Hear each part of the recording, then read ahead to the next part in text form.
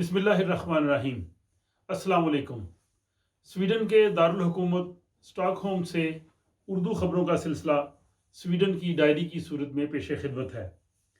आज की स्वीडन की डायरी में शामिल अहम मौज़ूआत की झलकियाँ कुछ इस तरह से हैं। पाकिस्तान में कोरोना वायरस के बायस फंसे हुए स्कैंडिनेविया के लोगों के लिए PIA की खुसूसी परवाज़।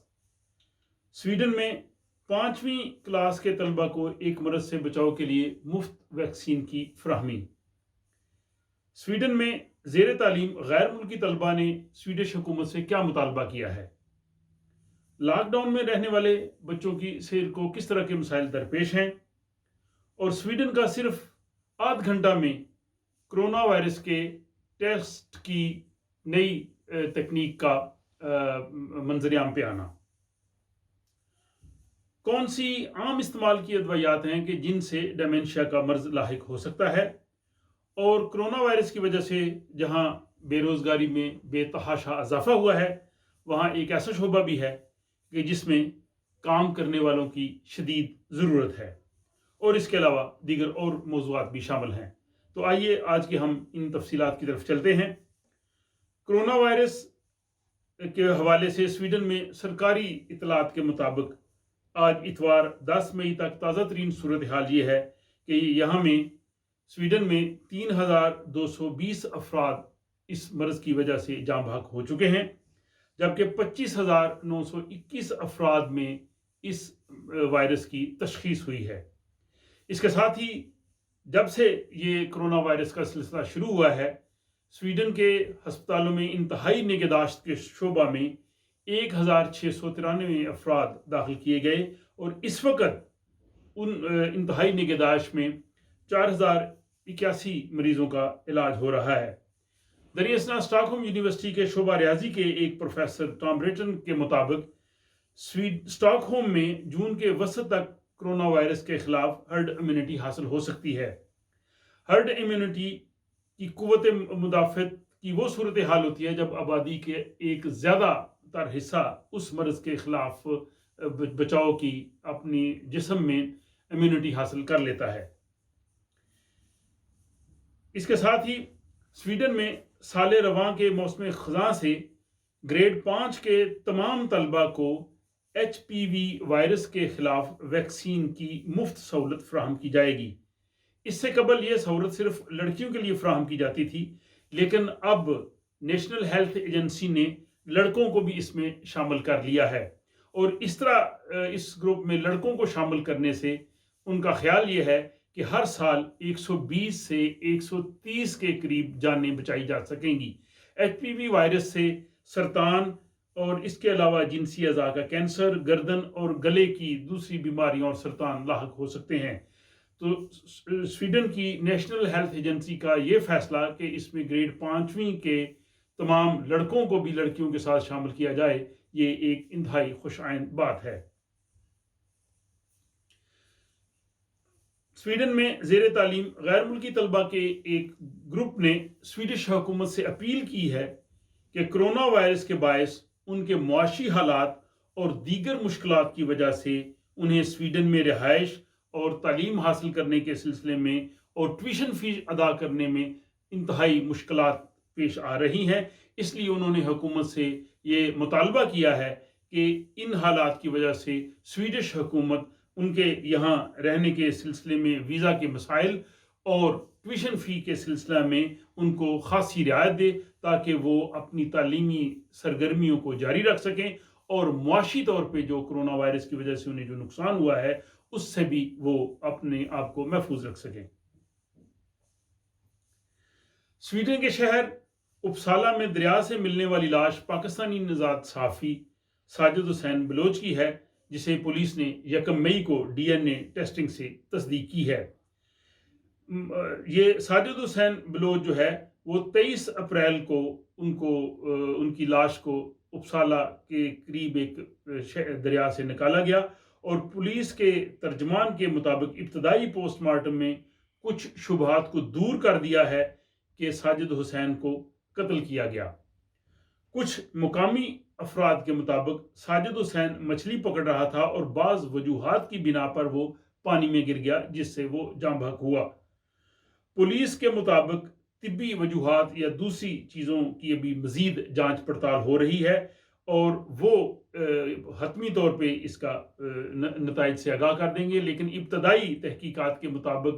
ساجد حسین کے قتل میں کسی دوسرے شخص کے ملوث ہونے کا یا کسی قسم کی سازشی تھیوری کا کوئی امکان نظر نہیں آتا، کیونکہ کچھ حلقوں نے پاکستان کے ایک خفیہ ادارے کو ساجد حسین کے قتل کا موجب قرار دیا تھا، کیونکہ ان کا تعلق بلوچستان سے تھا اور وہ بلوچستان سے وہ صحافت کے لیے کام کرتے تھے۔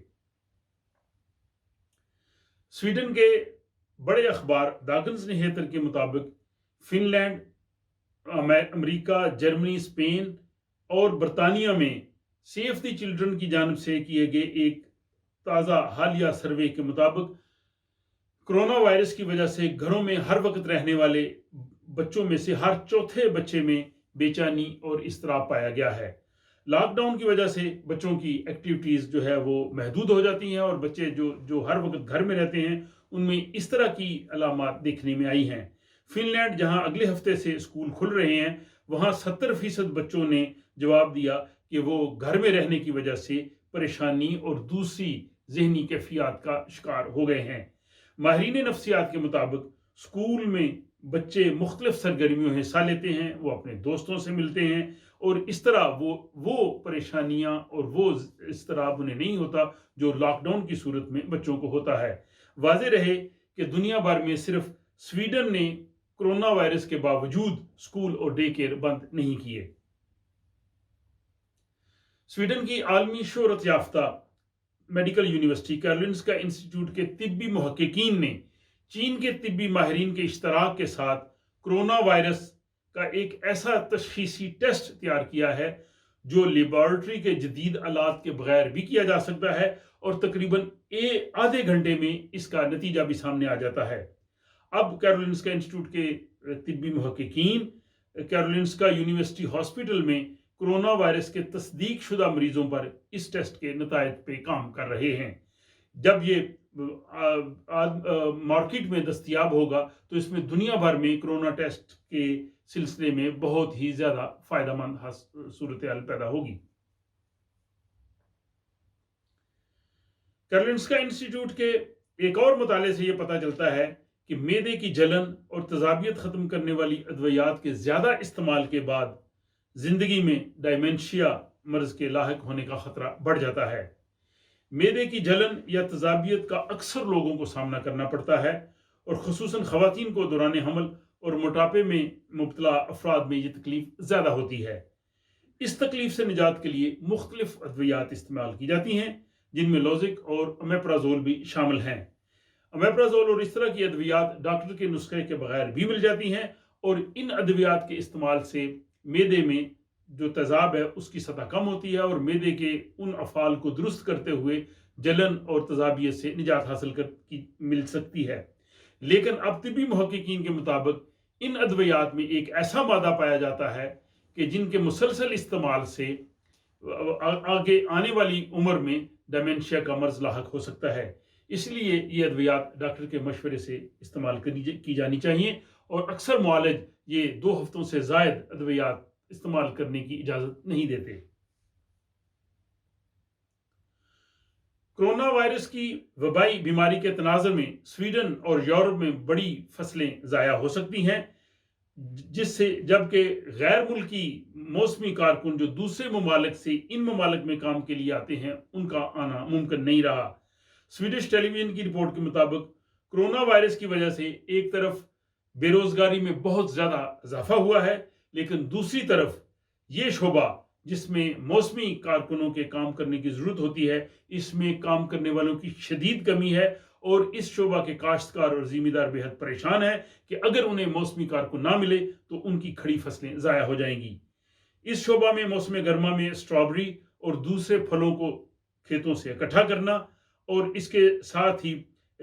زراعت اور جنگلات میں یہ موسمی کارکن کام کرتے ہیں اور اگر یہ موسمی کارکن ان کو دستیاب نہ ہوئے تو ان کی کھڑی فصلیں تباہ ہونے سے ان کا معاشی نقصان بھی ہوگا۔ سویڈن میں ایک اندازے کے مطابق 8,000 से 16,000 मौसमी कारकुन हर साल ज़राअत और जंगलात के शोबा में काम करते हैं। लेकिन अब सरहदें बंद हैं और सरहदें बंद होने का एक बहुत बड़ा मसला है, जिसकी वजह से वो मौसमी कारकुन जो अक्सर पोलैंड, रोमानिया और सर्बिया से स्वीडन में आते थे, अब वो नहीं आ रहे और किसान इसकी वजह से बहुत परेशान हैं। और इसके बाद आज की ये आखिरी न्यूज़ कि स्वीडन के वो लोग जो कोरोना वायरस के बाद पाकिस्तान में हैं और वापस आना चाहते हैं, उनकी सहूलत के लिए पीआईए पीर 11 मई को ओस्लो, नॉर्वे के लिए एक खसूसी परवाज़ चला रही है। इस सिलसिले में सफारतखाना पाकिस्तान स्वीडन की जानिब से लोगों को मतला किया गया है कि वो अगर वो चाहें तो ओस्लो में पीआईए से मज़ीद मालूमात हासिल कर सकते हैं। इसके साथ ही आज का ये बुलेटिन ख़त्म हो रहा है। हमें अपनी राय से ज़रूर आगाह कीजिए और हमें इजाज़त दीजिए, और आइंदा आने वाली वीडियोज़ को देखने के लिए हमारे इस चैनल को सब्सक्राइब कीजिए। खुदा हाफिज़।